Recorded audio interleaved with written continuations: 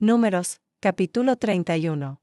En las llanuras de Moab, mientras el pueblo permanece acampado frente al Jordán y al umbral de la tierra prometida, el Señor habla a Moisés con una orden solemne y decisiva.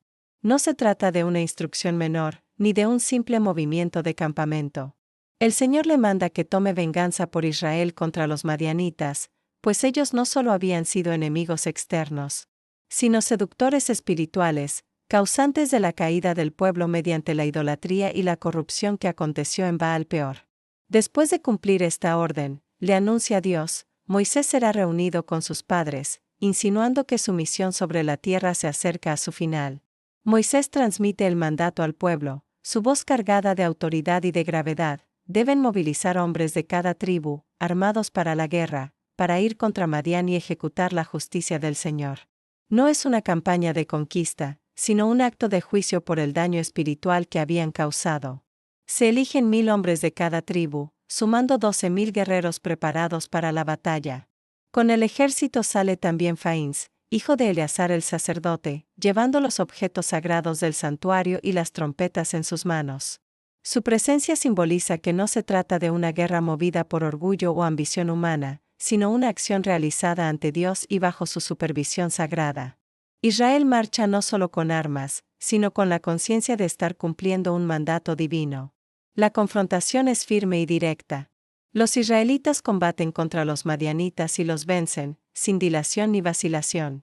Dan muerte a los reyes de Madián que habían conspirado contra Israel, incluyendo a Evi, Rekem, Sur, Uri y Reba.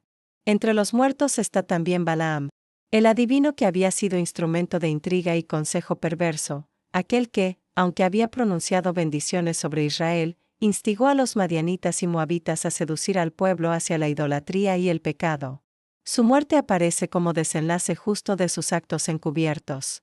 El ejército toma cautivas a las mujeres madianitas y a los niños, y se apodera de los rebaños, el ganado y los bienes del enemigo. Las ciudades de Madián son incendiadas, y sus campamentos y fortalezas quedan reducidos a cenizas. El botín recogido, personas, ganados y bienes materiales, es llevado ante Moisés, Eleazar el sacerdote y toda la congregación reunida a las afueras del campamento, en las llanuras de Moab.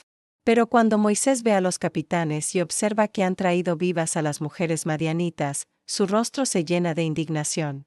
Se enfurece contra los jefes del ejército y los responsables de las tropas.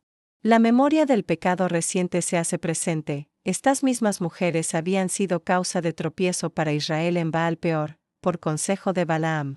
Ellas habían sido instrumento de seducción, desviando los corazones del pueblo hacia otro Dios, provocando la ira del Señor y la plaga que cayó sobre la congregación.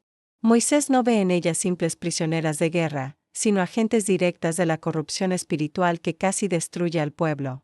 Por ello ordena que se dé muerte a los varones niños y a todas las mujeres que habían tenido relaciones con varón. Solo las jóvenes que no han conocido varón quedan con vida y son conservadas para Israel. La escena no se narra desde el triunfalismo, sino desde la severidad del juicio divino sobre la idolatría y la perversión moral que se había infiltrado en el pueblo. Moisés también instruye a los guerreros en las leyes de purificación. Quienes han participado en la batalla deben permanecer fuera del campamento durante 7 días.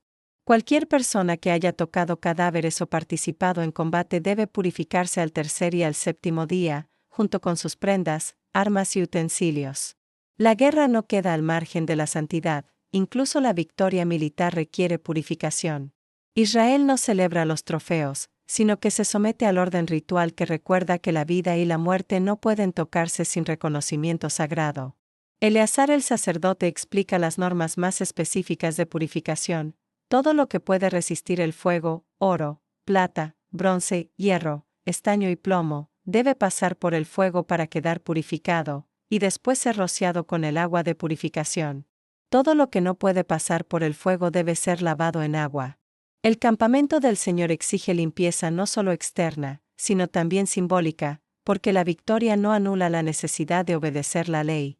Luego el Señor habla nuevamente a Moisés y a Eleazar, estableciendo cómo debe distribuirse el botín de la guerra. El resultado de la batalla no pertenece solo a los guerreros ni únicamente al resto de Israel, debe ser repartido de manera ordenada y justa. El botín, ganado, animales y personas capturadas, se reparte en dos partes, una mitad para los hombres que salieron a la batalla y la otra mitad para toda la congregación.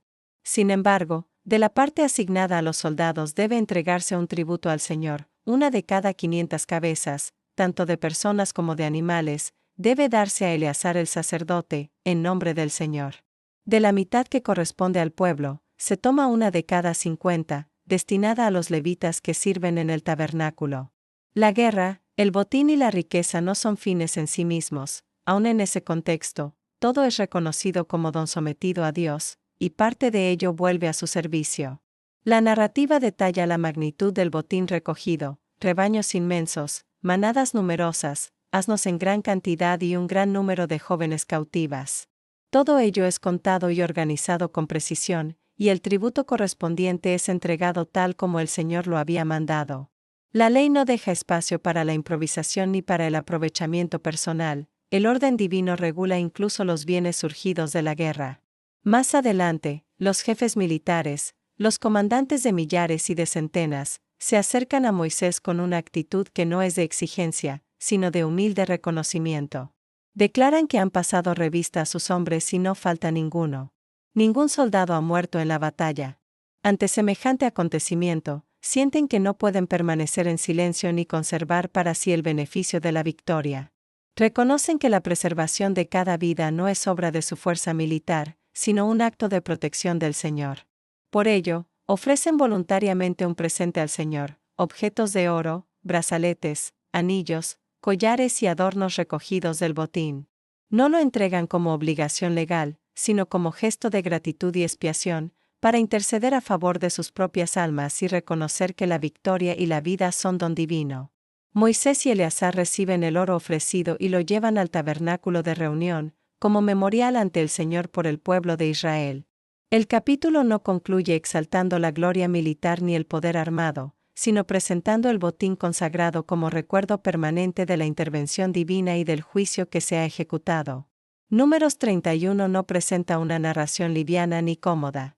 Es un capítulo duro, tenso, cargado de confrontación moral, juicio, disciplina y obediencia estricta. La guerra no aparece como un simple episodio bélico, sino como la consecuencia de un conflicto espiritual que ya había herido gravemente al pueblo. Reflexión. Este capítulo nos sitúa ante una realidad incómoda y profunda. La idolatría no aparece como una idea abstracta, sino como fuerza destructiva que penetra el corazón del pueblo, desordena la vida y trae ruina espiritual. La guerra contra Madián no se describe como conquista territorial, sino como respuesta al daño causado por la seducción moral y religiosa que apartó a Israel del Señor. El énfasis del relato recae en la gravedad del pecado cometido en Baal Peor. La infidelidad espiritual no es presentada como una falta menor o un desliz pasajero, sino como traición a la alianza. La narrativa nos recuerda que lo que corrompe al pueblo no es solo la espada del enemigo, sino la tentación que desvía el corazón. La purificación posterior a la batalla subraya que incluso la victoria requiere humildad, reconocimiento del límite humano y sometimiento a la ley divina. Nadie vuelve del combate intocado, todos deben pasar por el agua, el fuego, la espera y la obediencia. La actitud final de los jefes del ejército es uno de los puntos más luminosos del capítulo. No se glorían en la victoria ni reclaman mérito propio. Reconocen que lo más valioso no fue el botín, sino que ninguna vida se perdió. Y ante esa gracia inesperada, lo único que pueden hacer es devolver parte de lo recibido al Señor. Este capítulo nos confronta con una verdad exigente: la fidelidad a Dios no se sostiene solo en momentos de devoción, sino también en decisiones duras, en discernimiento frente a aquello que amenaza el alma. Y nos recuerda que toda victoria auténtica, por más dura o compleja que sea, encuentra su sentido cuando el corazón vuelve a Dios con gratitud y memoria. Si te ha gustado el contenido, suscríbete, es gratis, y haz clic en el pulgar hacia arriba. Comparte este video con tus amistades y contactos, me ayudas a crecer. Muchas gracias.